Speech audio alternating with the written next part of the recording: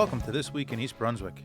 Today we visit the East Jersey Old Town Village in Piscataway for the opening of the new Raritan Landing exhibit featuring artifacts found in an archaeological dig along the banks of the Raritan River. Then Al Nygren visits the EBTV studio for a filmmaker interview with Judy, the writer and co-producer of the feature film Lies I Told My Little Sister, which will be premiering at the New Jersey Film Festival later this month. East Brunswick resident Harvey Wildstein invited EBTV out to his home to share his collection of sports memorabilia and talk about how you can own a piece of sports history yourself. And the East Brunswick Community Chorus recently stopped by the East Brunswick Public Library for a performance of American standards and Broadway classics, and we'll show you some of the highlights from the performance. All this and more, so stay with us.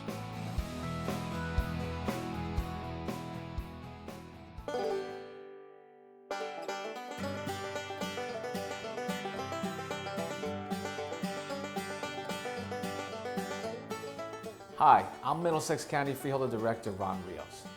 Middlesex County has an incredibly rich history and holds a unique place in our nation's founding. Significant events took place here. Historic figures lived and worked here. Our history is woven with the history of this nation, and that's something to celebrate and preserve. The Middlesex County Freeholder Board is dedicated to providing the most innovative and interactive ways to learn about the county's important place in history. That is why I'm so very excited to be here at our East Jersey Old Town Village to share with you one of the most impressive archaeological collections of the 18th and 19th century excavated artifacts in the Mid-Atlantic region. Raritan Landing, Uncovering a Forgotten Past, will showcase hundreds of never-before-seen artifacts that were uncovered during excavations in the 1970s and 1980s. This exhibit is almost 40 years old. Well, 340 years in the making. During this segment, you will get a glimpse of this landmark exhibit, but I encourage you to bring your family and friends to view these incredible findings close up. The exhibit will be on permanent display here at the village, located in Johnson Park on River Road in Piscataway. Just a little history. Raritan Landing flourished in the 1700s as an important trading location along the Raritan River. Sailing vessels brought manufactured goods from all over the world. Trade was interrupted during the Revolutionary War, but soon returned.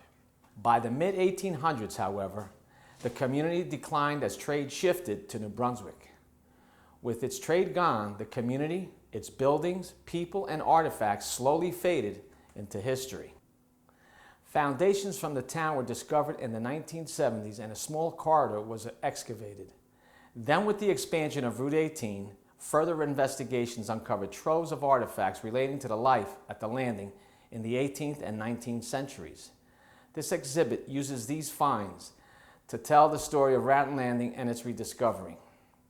Objects on display include buttons from the uniform of a British soldier, musket balls, and objects from daily and tavern life, as well as residential and business artifacts that explain the thriving and extensive community. This exhibit also includes historic archaeological artifacts, murals, recreated historic vignettes, and the only known early 19th century portrait of a landing resident. An interactive kiosk, a classroom activity guide, a children's book, a trivia game, and an educational resource center will be made available to visitors and to teachers and students throughout the county. Come explore this monumental exhibit. East Jersey Old Town Village, a fully accessible site, is located at 1050 River Road in Piscataway. Hours of operation are Mondays through Fridays, 8:30 a.m. to 4:15 p.m. and Sundays, 1 to 4 p.m. This program is funded by the Middlesex County Board of Chosen Freeholders, the Middlesex County Cultural and Heritage Commission, and the New Jersey Historical Commission, Department of State. The exhibit is a direct result of the collaborative efforts of the county, the Commission, the New Jersey Department of Transportation, Federal Highway Administration, and a variety of cultural resource management firms.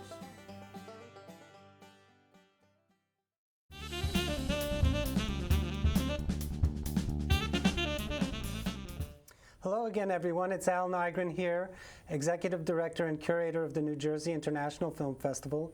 I'm here with our interview series, and I have a wonderful guest to share with you in a second. But before I do that, just a reminder, the New Jersey International Film Festival will begin on May 29th with actually a free screening. We don't know what it is yet because students get to vote for their favorite film, but it will be a summer-themed film. It's either going to be Jaws, National Lampoon Vacation, and it's free and open to the public, and that will be on our opening night on Thursday. But then on Friday, May 30th, over the course of the next 3 weekends, we'll be screening films that are part of the New Jersey International Film Festival competition, and they feature 24 finalist films, official selections, that were chosen from over 350 films submitted throughout the world, an amazing lineup of films. But today, I have a very special guest. I have screenwriter and producer Judy White. She is involved with the film Lies I Told My Little Sister. Little Sister. And I wanted to say thank you so much for coming. Oh, I'm happy to be here. And I was fascinated by your film, as I did get to sit in on the jury watching it, and it had everything that we love about movies. Tell us about how you got involved in writing this film. Well, it's a full-length feature drama comedy, Lies I Told My Little Sister, about a family trip with sisters, and two very completely different sisters, and they go to Cape Cod. It's loosely based on my own family, and I've been a nonfiction writer for many, many years, and this was my first screenplay, actually my first piece of fiction. And the film kind of has two themes. It's the first is about the things we do to our younger siblings just because we can. I mean, we have all the power. We torture them. We tell them ridiculous tales, and they believe us. And I had actually first written about the lies I told my little sister in a humor essay for 17 magazine, when I used to write for them many years ago. And I always liked the theme. I think it's a great theme. So I wanted to write about how you learn how to break those childish patterns once you start getting into adulthood, because it's tough to break. You know, you're locked into these roles.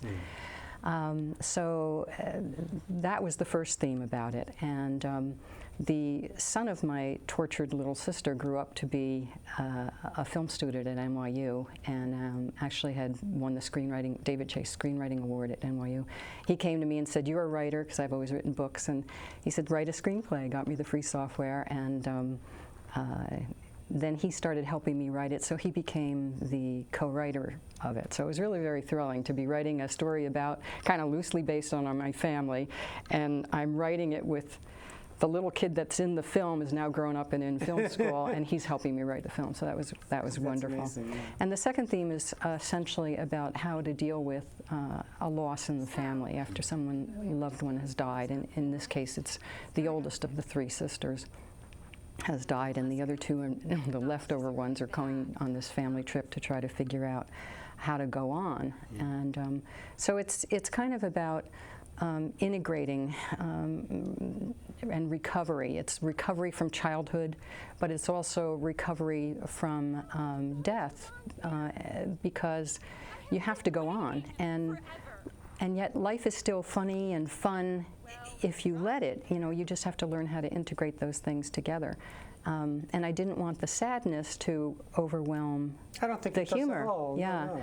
And so there are some very funny things in it, and you know, because life's still very funny. You have silly birthday parties. You have, you know, quirky characters that show up, and your mother gets a tattoo. Oh my God, you know, and there's romance. So things go on, and that's what we wanted to explore, both of those themes in the film. And I think it's wonderfully presented, and I thought also the acting is really fantastic, amazing. And yeah. I think the middle sister, who I guess also has a track record already in the industry. Yes, this was her first feature film role in Lucy Walters, and she's just this organic, you know, yeah, fantastic. you can't take your eyes off her. Yeah, it's and true. she's so natural, and she's going on now. She's actually been just shooting the new Jennifer Aniston film, and she's going to be in the upcoming 50 Cent Star series Power. She's a cast member in that. But she walked into the audition, and knocked it out of the park.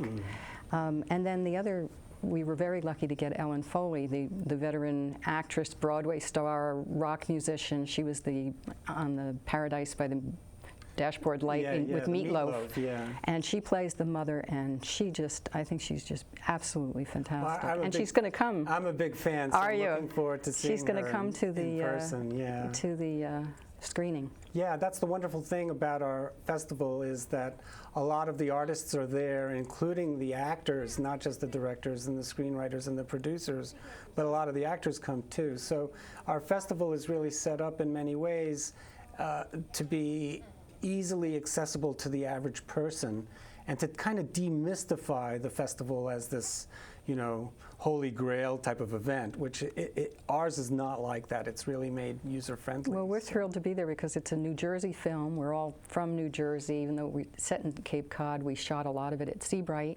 before Hurricane Sandy, Superstorm Sandy, and there's so many people in New Jersey were involved in it, and they're just thrilled to see it. Well, we've already sold a lot of tickets for this screening, but we will save some for the walk-up. And for folks who really want to come, you shouldn't miss it. It's part of an amazing triple bill, and it will be taking place on Saturday, May 31st, at 7 p.m. in Voorhees 105. General admission is $10. The first film we'll be screening that evening is The Champion by Jacqueline Noel. She's coming up from Virginia to introduce her film. Aaron Wolf's Guest House is the second film, and then Lies I Told My Little Sister will be the feature film. And that's the way our film festival usually works. There's usually a short or a series of shorts leading up to the feature film, and they usually always have a connection. So I'm curious to see what you think of them. That's great.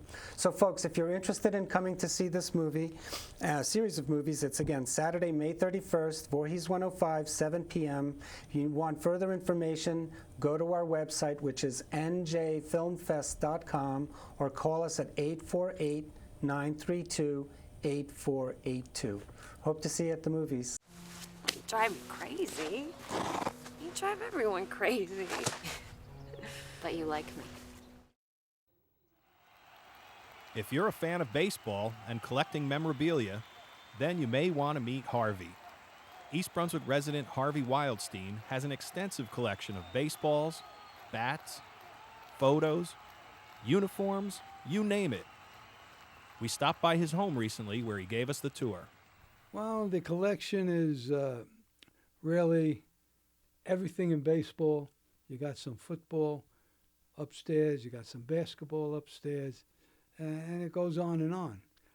These are the 500 home run ball hitters of our era. No steroids involved, guaranteed.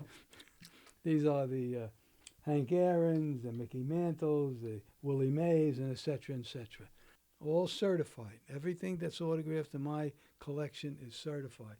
Anybody that got anything autographed, whether you got it at a ball game or wherever you got it, you must have it certified to be worth anything.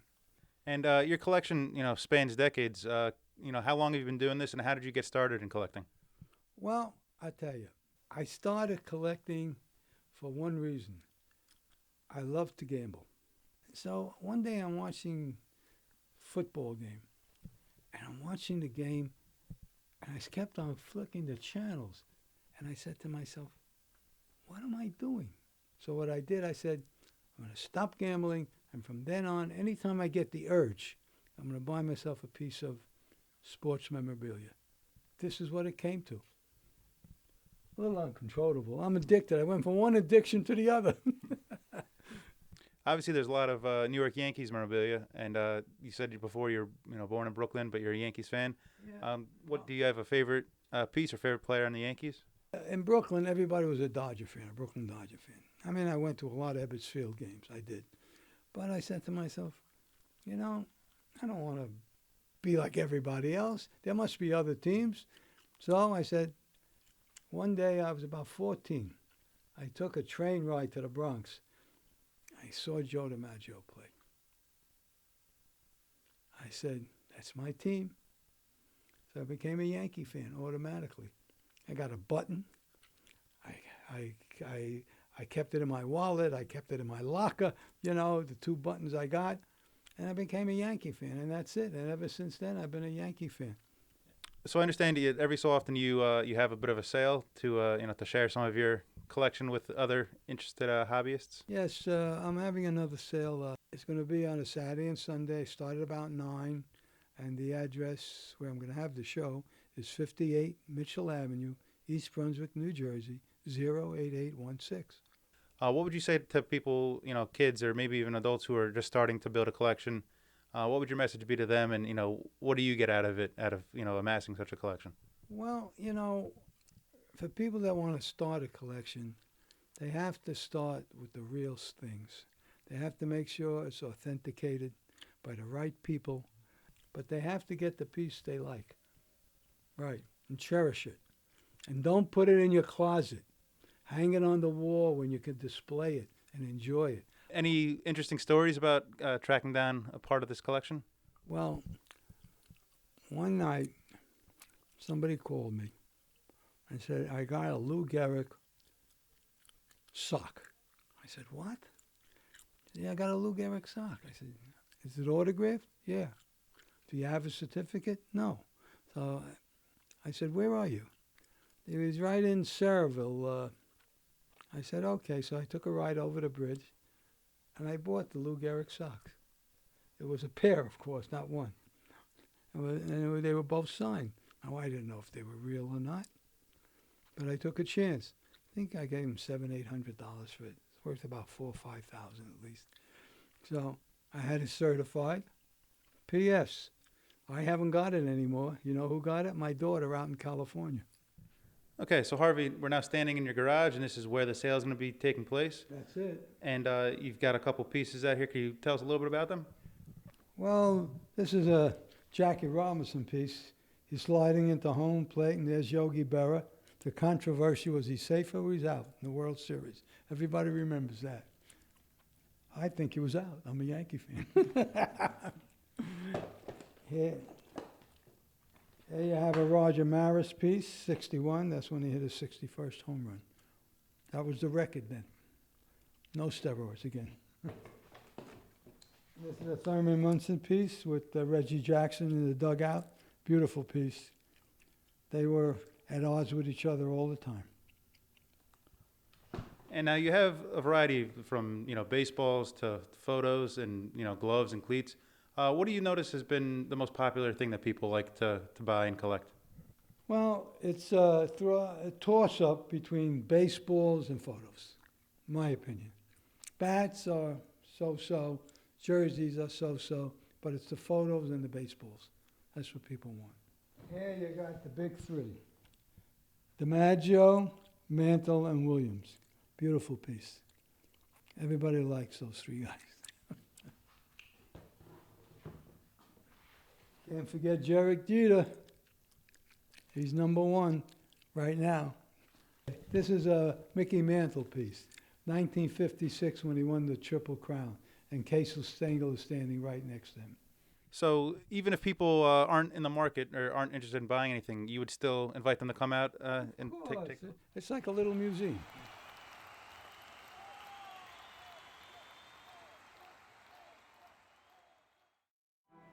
The 30th annual East Brunswick Young Musicians Honors Concert was held recently at the East Brunswick Community Arts Center. EBTV will be televising the concert in its entirety starting May 25th and running through June 12th on Sundays and Thursdays at 8 p.m. and Mondays at 11:30 a.m. You can also watch the concert along with all of our EBTV programming as video on demand at www.ebtv3.org. Here are some highlights from the wonderful event.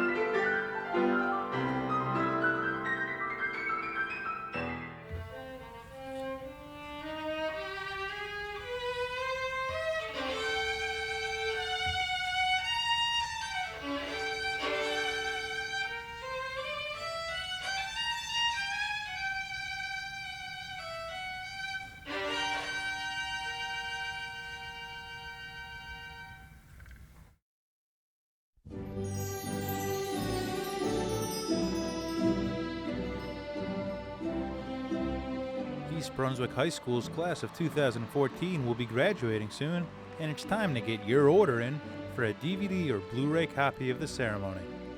From pomp and circumstance to the tossing of the caps, you'll get all the action and see each graduate receive their diploma on a professionally mastered DVD or Blu-ray copy.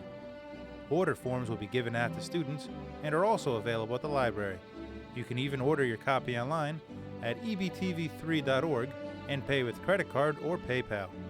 Order now to avoid a $5 late fee on orders placed after July 1st. For every copy ordered, a portion will be donated to the East Brunswick Education Foundation. So order your copy of the East Brunswick High School's class of 2014 graduation now. It's a keepsake that every graduate will treasure for a lifetime.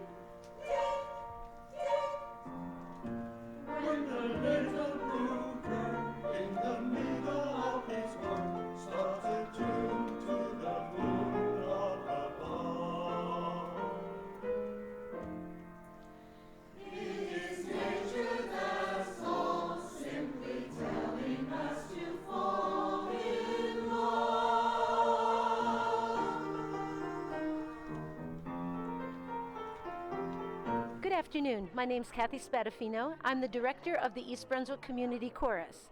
We've been in existence for over 20 years, and we rehearse at the Churchill School. We are funded by the Division of Parks and Recreation under the Arts Commission. We have members from East Brunswick and surrounding towns, all volunteers, no audition needed, and we enjoy singing at local concerts for Memorial Day, for Veterans Day, and at local nursing homes in the area. And we enjoy working together and singing for those who come to hear us.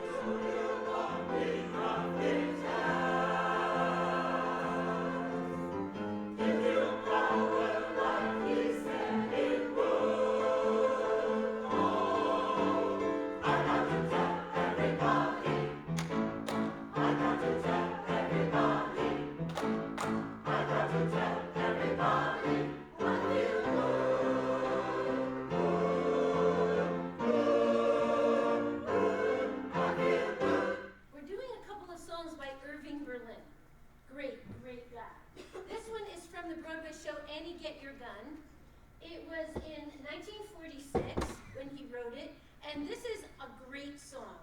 It definitely talks about, guys, ladies, you can appreciate this, a male perspective of marriage and a women's perspective of marriage. Not marriage per se, but the wedding ceremony. So, have kids, grandkids, got married, you got married, what was your difference of opinion? So here is an old-fashioned wedding. Frank Butler, Annie duet from Annie Get Your Gun.